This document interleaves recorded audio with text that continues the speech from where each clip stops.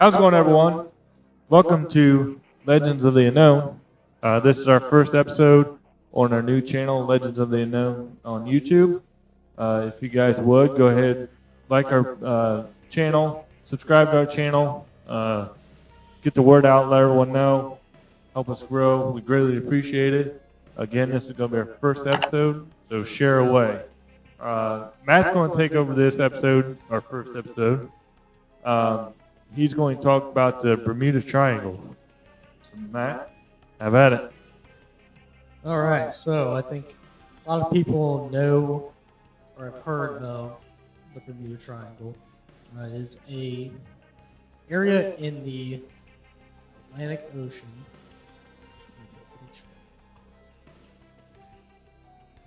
Maybe you can show this on the green screen while you get this going. It's a triangle between the south coast of Florida, so probably by Miami, spanning to Puerto Rico and spanning to Bermuda, forming that triangle. It is a place where there's been many different planes and ships that go missing or have malfunctions. Their instruments go haywire. They lose direction, that kind of stuff. So, I'm trying to figure out how many exactly have gone missing since then.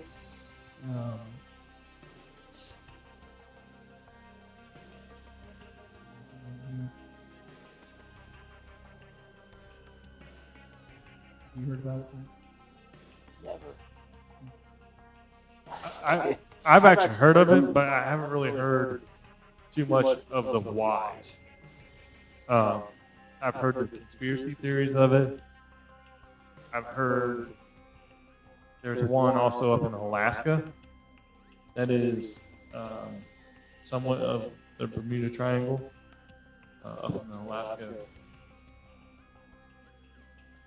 state, but it's basically the same thing as 3 points, and a lot of like aircraft so forth go missing up there as well. It's within the state itself, not out in the ocean. Out in the ocean, but okay.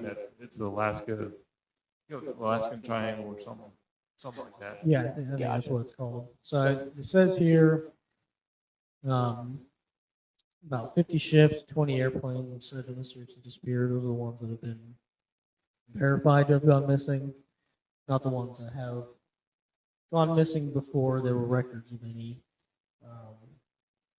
planes or ships. So the ships, have they ever seen any like debris or anything like that that would cause the ships to go down? There were some, I'm reading here that it says, that were discovered for completely abandoned for no apparent reason. Others transmitted no distress signals and were never seen or heard from again. No. So they had ghost ships out there, like people just abandoned them for. Right. Same with aircraft. Aircraft mainly encounter the instrument failure, and like I said, there have been plenty of them that have gone missing as well. So some have reported distress signals. Others have not. But most people tend to believe that it's something to do with the magnetic field that's somewhere around the triangle. So it's pulling the water a certain way to take under the ships, and does it make the airplanes like gravitate towards it, or is it just they get in that zone and it down? All right, so the two of the most popular stories, or I should say the one most popular that I know offhand, you talk World War II, or shortly thereafter, a flight of aircraft, fighter aircraft, were transiting Bermuda Triangle. I believe they were going out for some training, supposed to be coming back. They get into the zone, the triangle itself, their instruments go haywire, like I said, or like their compasses just go nuts, and so they lose navigation. and then there was like a flight of F4s, F4 Hellcats, if I remember right. But so yeah, basically loss of navigation, especially back then. They didn't have GPS, so there's SOL, and they're following their flight lead, and you're running out of fuel. So Gotcha. as far as like aircraft goes, there's nothing that no stories I've ever heard of or read that say anything's pulling them into the water. Same with ships, nothing directly sucking them down in or so forth. It's just usually like a loss of navigation, or they encounter freak storms that then will just swamp, like especially the boats, Yeah. ships. Yeah. Giant wave just comes out of nowhere. Instead of wave, just swamps the boat, takes it down, that kind of stuff. So have they ever recovered any ships from that wreckage as far as, because I'm sure they're sank, right? So has anyone ever went out and actually exhumed Yes. a boat? No, I don't remember any boats. I believe they found a few. I know they found the flight. They found one of the aircrafts from that flight I was just talking about. And it was unfortunately it was in shallow water. But it just got overgrown very quickly with storms and so forth washing over the sand and stuff over those. So it made it difficult to spot them at the time they were doing their search and rescues. But So they just basically out of fuel. they almost made it to land, and then is that kind of what you're saying? It's No. shallow waters. Well, if you look at that region, I mean, especially the southwestern portion of that triangle, there's a lot of islands, a lot of reefs, etc. So I kind of it's very easy to land in shallow water. Gotcha. But by shallow, I'm talking 40, 50 feet deep compared to the rest of the ocean, which is hundreds of thousands of feet. So it wasn't like they're right up on shore, like a couple feet of water. Exactly. They're actually still buried, 40 feet under. Yep. Just the size of the aircraft. It was in shallow water. Exactly. And the ships too. You look around there. How many hidden shoals, hidden reefs? How many of these were of these supposed disappearances were they just again loss of navigation, or if you're pre-GPS days, you're navigating by the sextant, and if you're off by a little bit, you're trying to go through that narrow channel, you smack a reef, run into, you don't go down right away, but you're able to continue, you don't think you have damage, who knows how many theories or possibilities there are, but you're taking on water, don't know it, and then all of a sudden, you sink. Yeah. Well, I also pulled up a track of all of the Atlantic hurricanes that have been tracked between 1851 and 2019. And very, very large portion of them have happened in the Bermuda Triangle. So that could very well be in case for not only ships, but also aircraft as well. Exactly. And that's one of my. So weather is playing a factor in this as well. Yeah. Obviously, that's a lot of hurricanes that even hit landfall from that area. Look how far west a couple of those have gotten. Yeah. All the way out to like Arizona. Yeah. California. That's insane. But so right now we're actually just reading off of a TV screen that we have that we were able to pull up so everyone can see what Matt's researching, and then we can kind of decipher what we think. Take me off. Took mine down. Oh, I couldn't hear you. Oh, so anyhow, but equipment malfunction. But we're able to decipher and talk about what we see on the screen. So that's actually pretty compelling that there's that many hurricanes come from that area that hit landfall.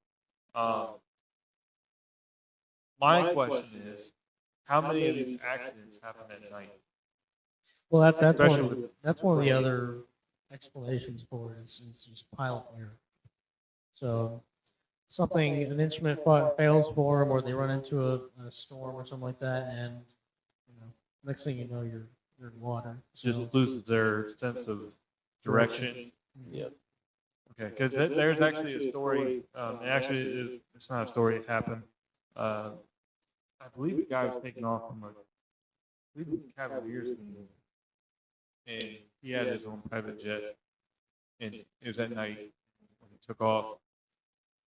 Supposedly lost sense of direction and ended up in one of the lakes. So it was unfortunate, but definitely at night, your senses are off because you don't know what's up and what's down. well, and I think this may be where the legend has come from, is because at least when we visit like North and South Carolina, they'll have their shipwrecked ships that they found along the shore marked in some of these history places, right? Um, and there's a ton just up on that Atlantic shore. So you take that, where like you were saying before, they had GPS, before they had any sort of navigation to steer them away from that inclement weather, or if they were just ships coming in from overseas, right? They didn't know the lay of the land. Yeah. Very well that run into chart. something, and I think that might be where the legend stems from, is because there's legends in North and South Carolina of all the shipwrecks and haunted shipwrecks, that kind of stuff. So that very well could be the start of it, where a lot of ships went missing around that time. That kind of just fueled. And every time something happened in the Bermuda Triangle, Yeah, it was news. and I'm sure in the early days of bringing goods over or whatever, it got back that hey, it sunk around this area. I'm going to try to stay away from there. And look how wide the Bermuda Triangle is. Yeah. Whether it gets that weather in that area that just, like I said, it takes long the boat. Yeah. Get that rogue wave kind of swamps it. Yeah. Yeah. And people are thinking, well, I'm going to stay away from it. And you go, farther south, farther north of it, they're still not out of it. And boom, they're another piece of the puzzle, per se. Yeah. So, Um, go ahead. No, to say, and to explain the rogue waves, that's one of the theories. Like, oh, these waves are sent by aliens or that type of Is it really alien, like, driven? I a thought lot of the just storms. Bermuda stories, the conspiracy theories around the Bermuda Triangle are alien driven. isn't it just storms converging into one, and that those clashing just make random rogue waves? Exactly, because of the layout of the oceanography Mm-hmm. and the terrain under there. Yeah, it doesn't take a lot to create a lot of pressure in a few key spots that then will cause that pressure wave. And also, if we remember several years ago, the tsunami that wiped out South Asia, Mm-hmm.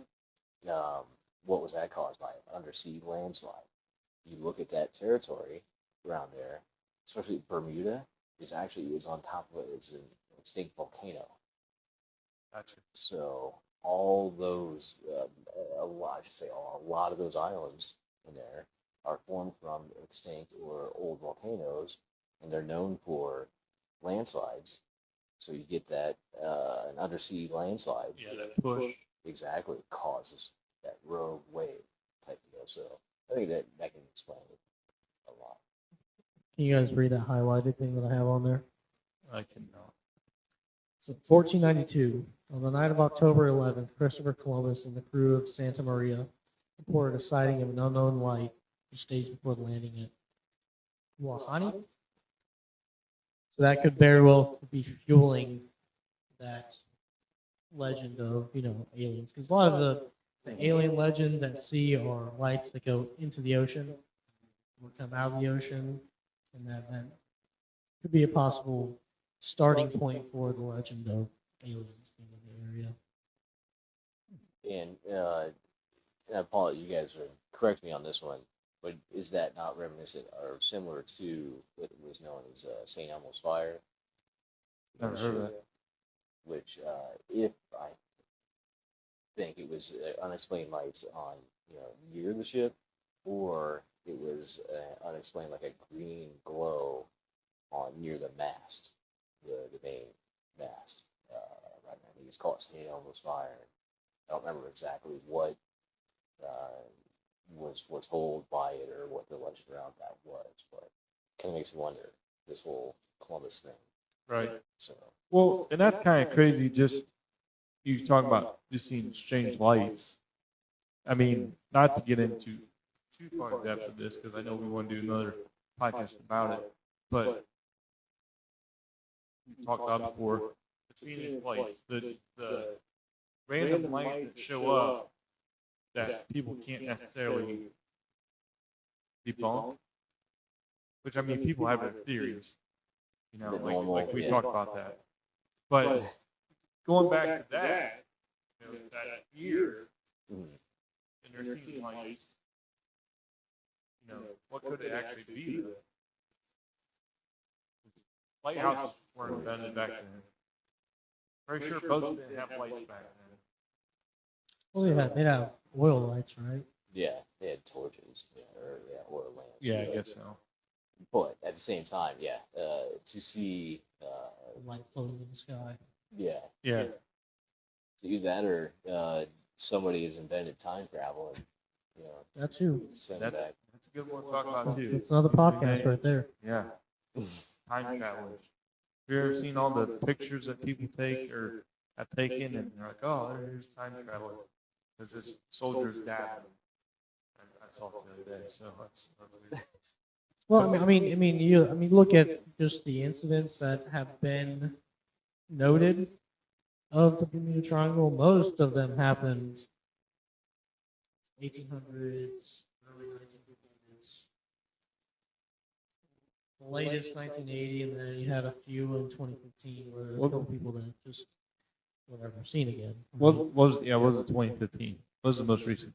After the boat, 2020, 29-foot blue and white Macau Cuddy cabin vessel on board the 20, last publicly seen during departure on December 28, 2020. No, nothing else on it. 2015, El Faro with a crew of 33 on board sank off the coast of the Bahamas within the triangle on October 1st, 2015, after sailing into Hurricane Joaquin. Search crews identified the vessel 15,000 feet below the surface. Wow. 2015, in late July 2015, two 14-year-old boys, again, could be pilot error at that point, right? Since they're so young.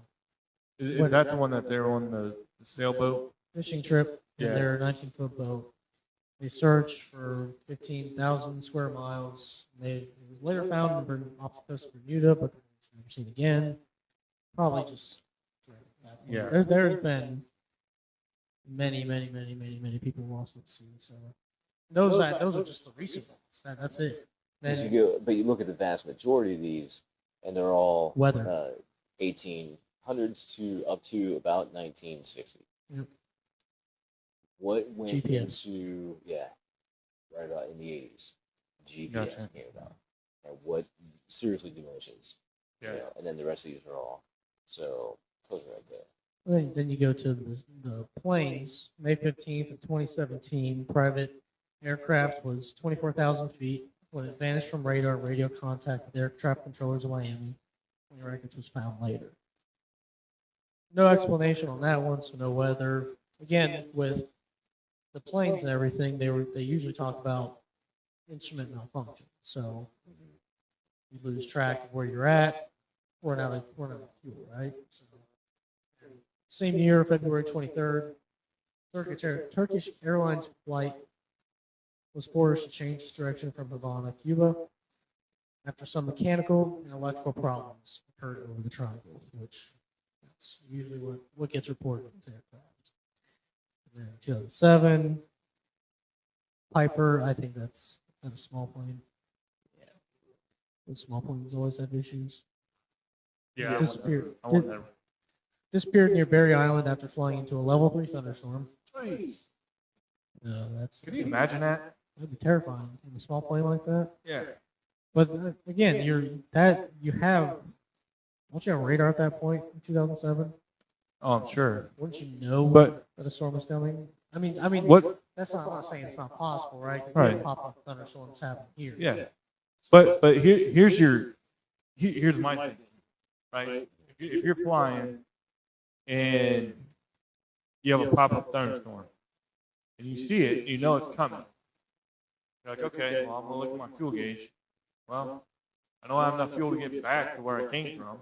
We can pilot air. What do I do? Well, it's not necessarily pilot air because you gotta have enough fuel to get you to where you're going, but you don't want enough in case of an accident that you don't make it from the accident. So a lot of like even your planes that you fly nowadays, commercial or whatever, they load enough fuel for everyone to get to their destination, and that's it. There's not really any time to come back.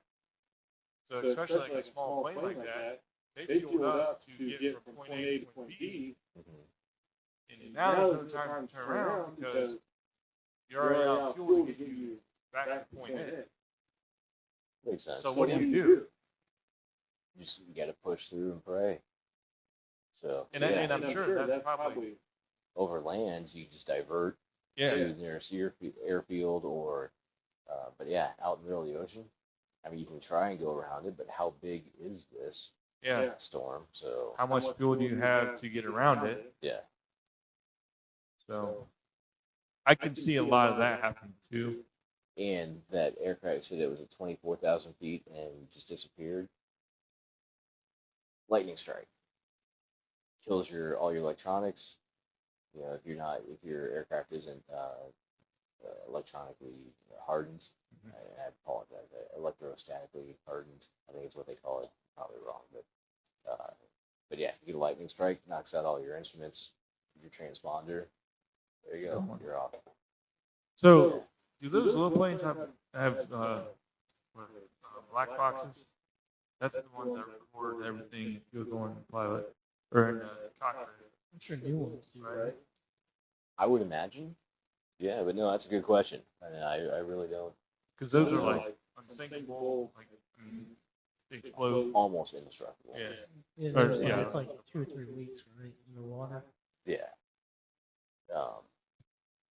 But I'm sure if they're not finding any of the debris, they're not finding the box, for recordings or anything like that. Yeah.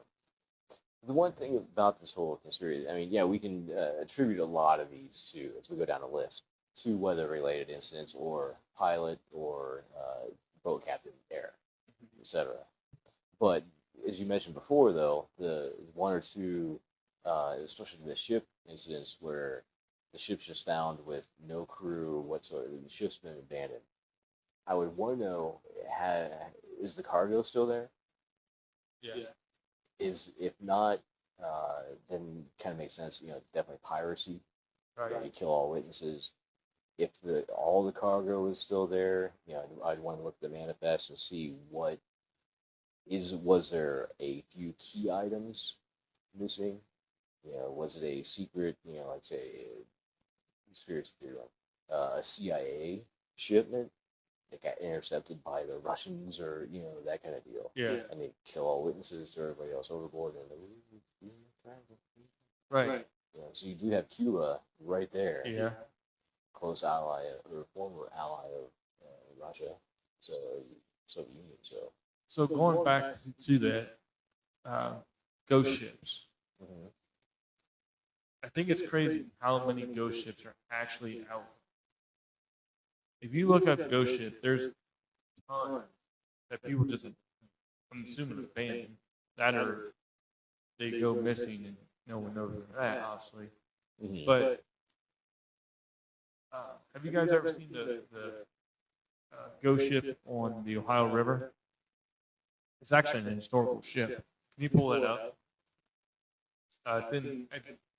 It's in Kentucky, but it has some Cincinnati ties. I'm not sure. The owners actually ended up putting a trespassing sign on because they said, you could keep people coming there. We're going to actually take the ship out. because it's a liability on their part because it's on their land. Nah. So this ship somehow got into this river, the Ohio River, and it's just a ghost ship. Oh, wasn't that it's like the Sandusky River or so? That maybe that's not it. It's the Ohio River.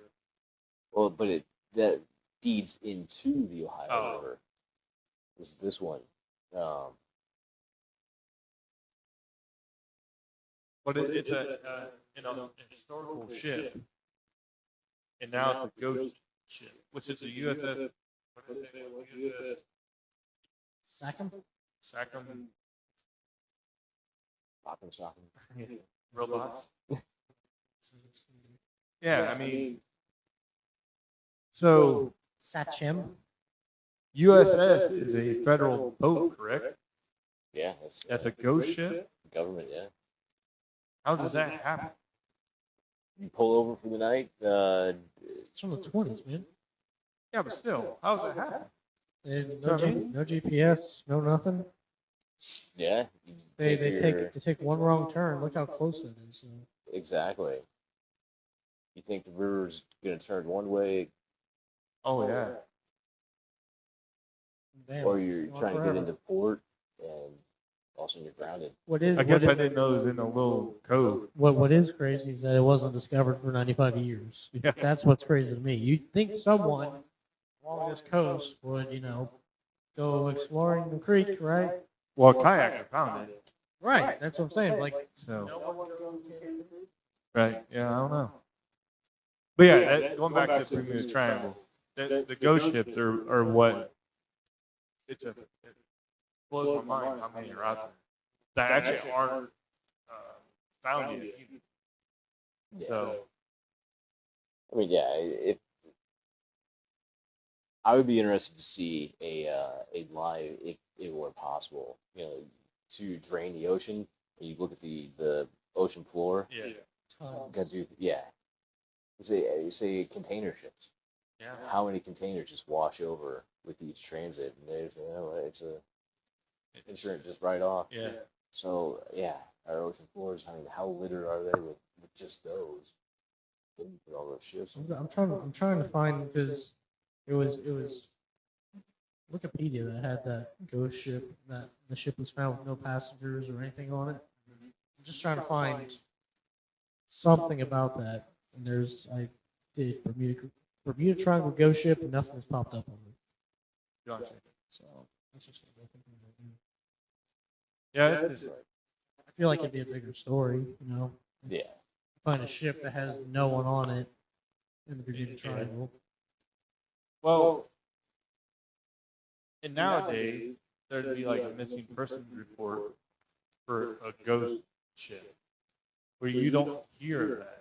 Where Which is what makes that Malaysian flight so, which is what made that into an urban legend, right? Because everyone was thinking, oh, it's terrorists, but hijacked the plane, took it somewhere far off, right? That kind of deal. Oh, yeah, It's the modern technology that we have with just the GPS and the transponders, all that stuff. You should know exactly where it's at, where it goes down. yeah, And to have something like that go missing with so many civilians on it, just mind blowing to me. yeah, and Oh yeah. you shouldn't be able to turn that stuff off. That should be like a hardwired thing where you don't have any control over it. This is just my opinion. Because just like that, plane goes down, you know exactly where it's at. Mhm. Where in Malaysia, you took how many miles off course? You took it straight south. Malaysia. So, yeah, that's a whole other topic too. But Here's where it says Christopher Columbus reportedly saw a plane of fire crashing in the sea. Meteor. yeah, There. Yep. Solved it. Debunked. You're welcome. Dumbass Christopher Columbus. how many years is debunked now? Just took 3 guys in the podcast. Come on, it's common sense. Yeah, but back then, they didn't know what we know now. And being on those ships, and like, how was that? Granted, Well, when was Galileo? When did he discover the stars or planets? I'd say that I have no idea. I didn't know who you were talking about. Yeah. See, look, he was born in 1564, which was what 70 years prior was Christopher Columbus. So they probably had no idea what a meteor was, Right. or star, or planets for that matter. Yeah. Well, we got talking. This is really off the Bermuda Triangle now. But we were talking about Revolutionary War, right? So that happened in 1776. So how many years ago was that? 250, 246, roughly, years ago. The Queen of England's 100 years old. So 150 years before she was born, that's when the United States had the Revolutionary War. Just think about that time. That's crazy to think. But it wasn't that long ago. We know it sounds like 200 years ago. That's a long time. ancient history. Right, but it's really not. No, not at all. So all this stuff, it may seem like it's so many years ago, but it's really not that long ago. Human invention and innovation has advanced so rapidly within, since basically 19. Yeah, concerning the Industrial Revolution. Yeah, it makes things like that just seem far-fetched and so archaic. Yeah. I found 2 shipwrecks over those ships, if you will. Can you pull up pictures of them? I mean, go ahead and read the. First one's the Mary Celeste.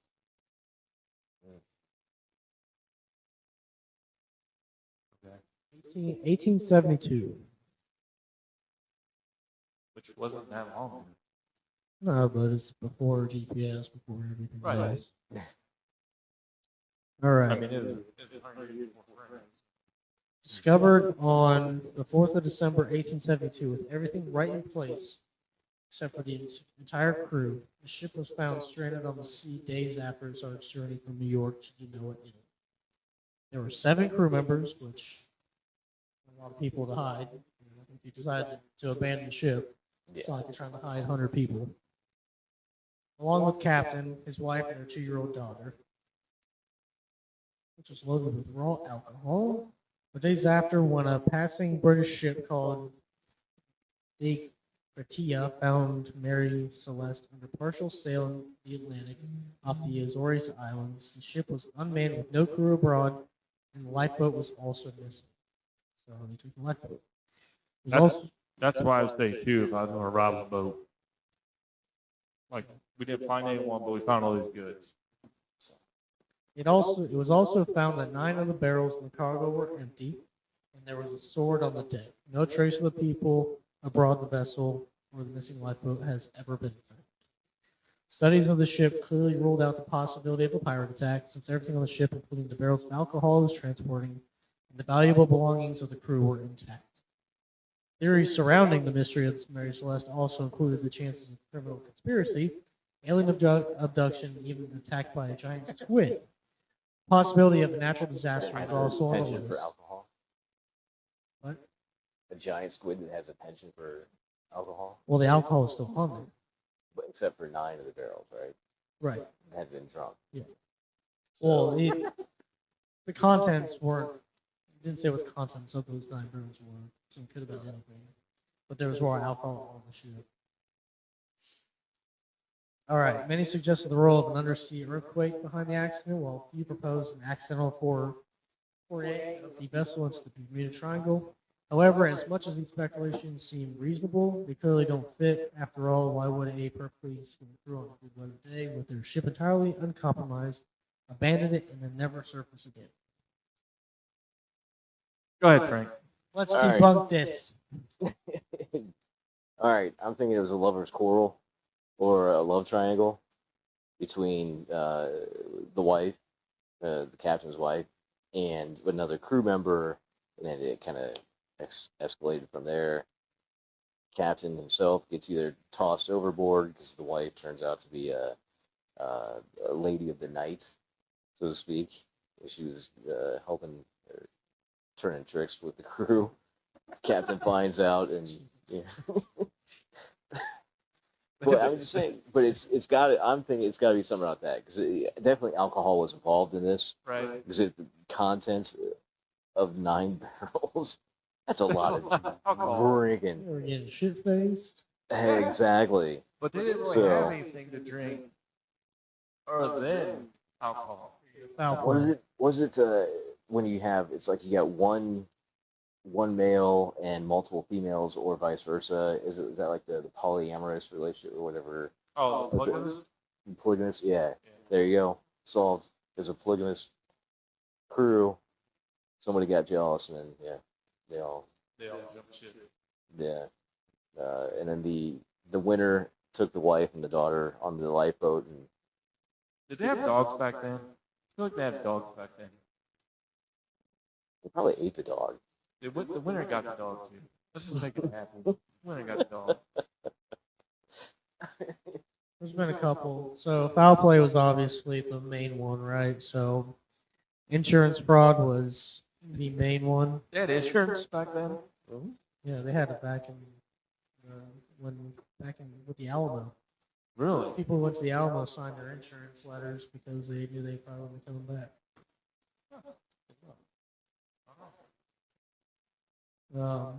Wait, did you still get like letter like your car warranty has expired?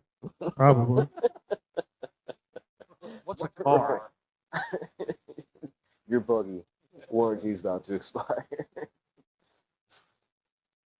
Instead of a water spout, like so just something natural.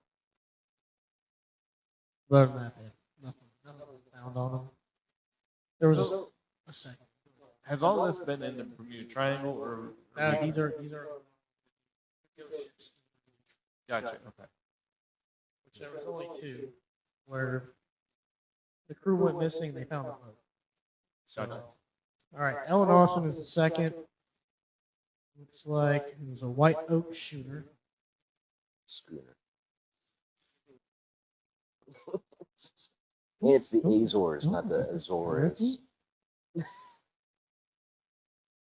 I've actually been to the Azores. What is it?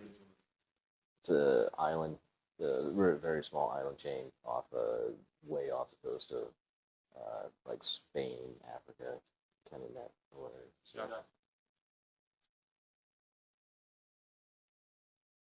Looks like 1881. Yep, about around the same time.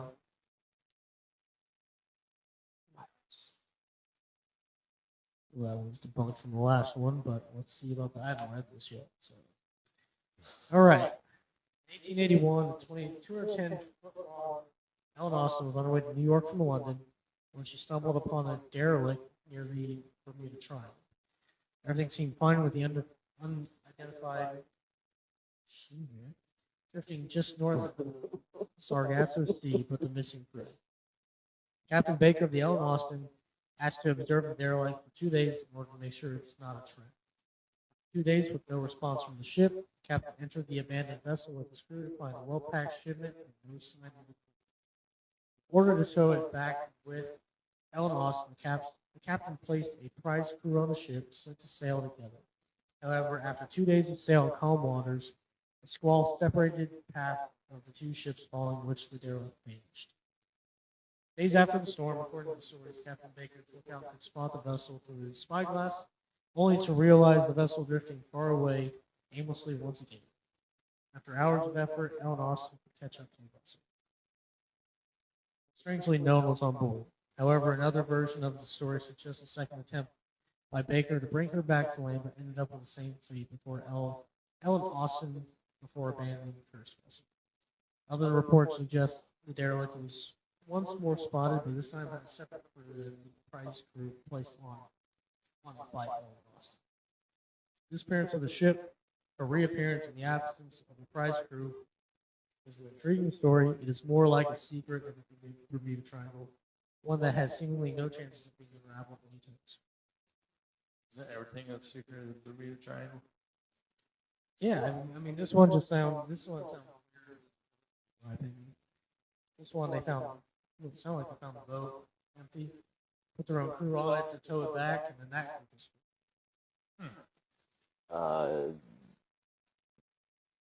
That's the ship right there. The schooner. All right. In a squall. All hands on deck. Trying to keep the thing afloat. You get washed overboard.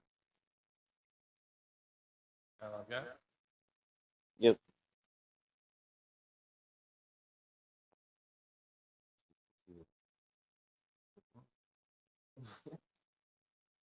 What you got for me, America? Keep bringing it. But I mean, with seasoned sailors, wouldn't that be something that they'd be prepared for? Most likely, yeah. So why would two separate crew have the same issue? I mean, I'm not saying the first one was the issue. That was the issue where I actually found it. Mhm. It was abandoned. There was some story before that, but it was the second crew. If it was, I'm not sure what a prize crew is. If that is like, Prize, basically, you put your best men or your best sailors on it too. so wouldn't that even be more of a question of But then again, you're also it's a new ship? it's in your ships, and you're only putting minimal crew on there to get it back. Just to tow it. Exactly. So you don't have a bunch of guys, Help 'em. And it's down underneath. So when they're towing this back, though, wouldn't someone watch this boat get taken over by water? Well, they they said got- it got says- separated. Oh, they Yeah. got separated. Okay. During this squall. I got that. You know what? This episode, I've learned a lot. Yeah, I didn't know any of this. Me neither. This case, it's a schooner. This is Pronounced schooner more. and the Azores. Is that what you reference? This is like becoming an education channel. Here, kids, watch this. All right, is that all we got for this legend? we go hours because we go into depth on each individual one that goes missing. But those were the two that were. If you guys want to go in more depth with it, you pull it back up. The article was 5 famous mysterious stories of the Bermuda Triangle. Marine Insight is the website, so go check that out. There's more. You want to put it in the description? Yeah, I can put it in the description too. There's more stories, but hopefully you guys like this episode, the first episode of the podcast on this new platform. Did you guys enjoy it? I did. You like the new studio setup? Good. Yeah. I mean, we got our own little mascot running around. Bojangles. Bojangles, yeah. All right. Thanks for watching. Don't forget to like and subscribe, and we'll see you next time. Have a good one,